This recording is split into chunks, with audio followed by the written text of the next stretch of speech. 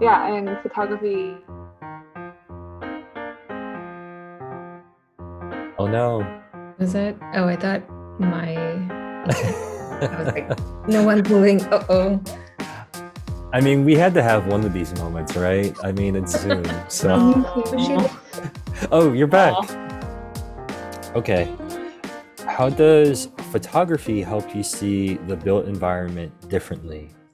One thing I've been thinking about was it's kind of like connected like gears, where the gears are all kind of like it may seem chaotic, but like the gears all kind of like work together. There's like a flow to everything. Yeah, I think that helps me see the built environment a little bit differently, because I think you can like walk through a place and be like, oh, that's really interesting, but then not be able to put your thumb on it. And I think by thinking about it as like a bunch of little gears or puzzle pieces, it's like everything fits together. I feel like similarly to you, it's helped me at least observe a lot more detail in the built environment. As I mean, yeah, like you said, it's different when you just like walk past a place, but you don't kind of remember, or even if you maybe you vaguely remember something, but it's hard to like describe some particular aspect or so I feel like photography has helped me take in all of the detail that's kind of around us. And yeah, I think Tobin, you mentioned this before, is that like sometimes when you look at a photo, you just like notice more and more detail, and it's like really cool to do that. And yeah, you just like really appreciate the detail when you're trying to like really capture the magnitude of a space at times. Like you're just like, wow, this place is there's a lot going on here. How do I possibly fit into it in a single frame?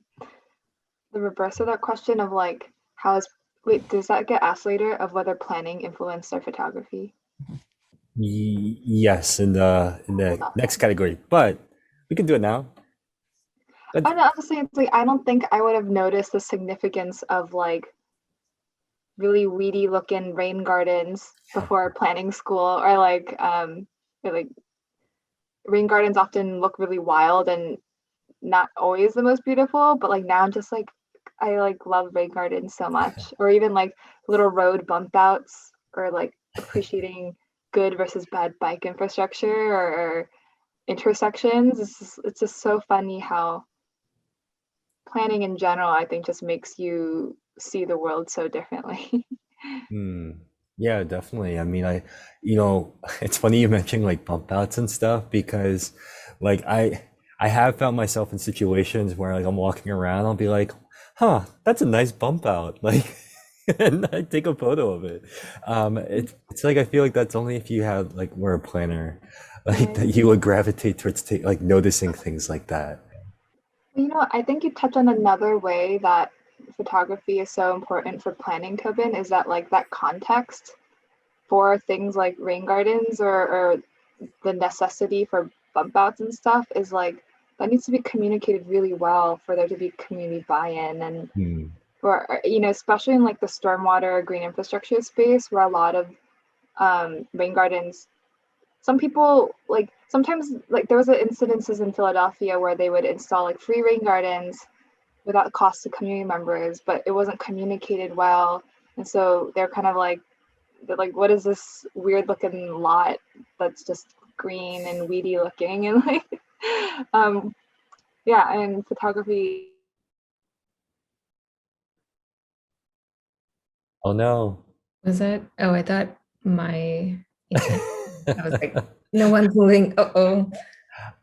I mean, we had to have one of these moments, right? I mean, it's Zoom, so. Me Was she too. like, Oh, you're back. Oh, I heard you guys the whole time. That was so sad.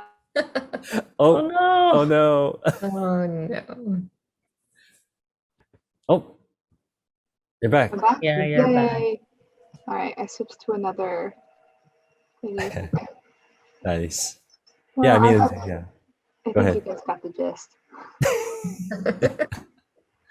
You got it. We're just planning nerds. Yes. Yeah.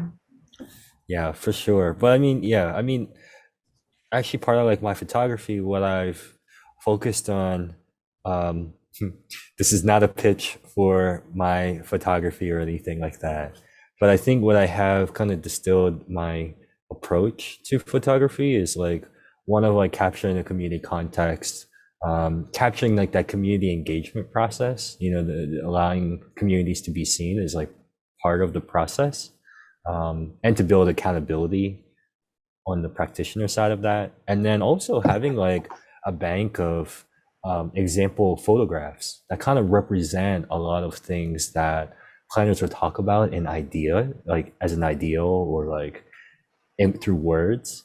But I think having visual examples is something that can tie in a lot of that context, as you mentioned, Yeana. So I think, yeah, having that bank of photos and being able to talk about them as they relate to different communities is really important, and may not always, exist for firms and stuff that work on these types of projects. So yeah, definitely real value in that. I do want to get to our exhibits, but I'm going to break the rules here again. Can there ever be too many photos? With social media, photos seem to have lost its significance or uniqueness. What are your thoughts on this? Are there too many photos? Do we just need to like, cut some people out and just be like, hey, like we need to trim down the amount of photos that appear on Instagram or Facebook or wherever it may be? I don't know. I don't know if I would say that photographs have like lost their uniqueness just because there's so much out there. Like for me, I don't know, maybe I would think of it as more of a celebratory way that, more people are appreciating what photography can show us, or like show everyone. Yeah, I agree. I feel like there's so many ways you could go about this question. Like we see so many images and photos now that can be kind of superficial or shallow. I also think the value in photography, especially nowadays, is how accessible it is. And I guess thinking from like a planning perspective, if someone in a community wanted to document their neighborhood, they could just go ahead and just take some photos. It's not like like a like a hobby or something that's like gatekept because it's too expensive to buy a photo, or like your phone doesn't come with a camera. Like most phones come with a camera now too. So I do see value in that there's no such thing as having too many photos. Well, that wraps up this blended segment of questions. We're going to move on to the last and final segment, where we get to talk about our exhibits.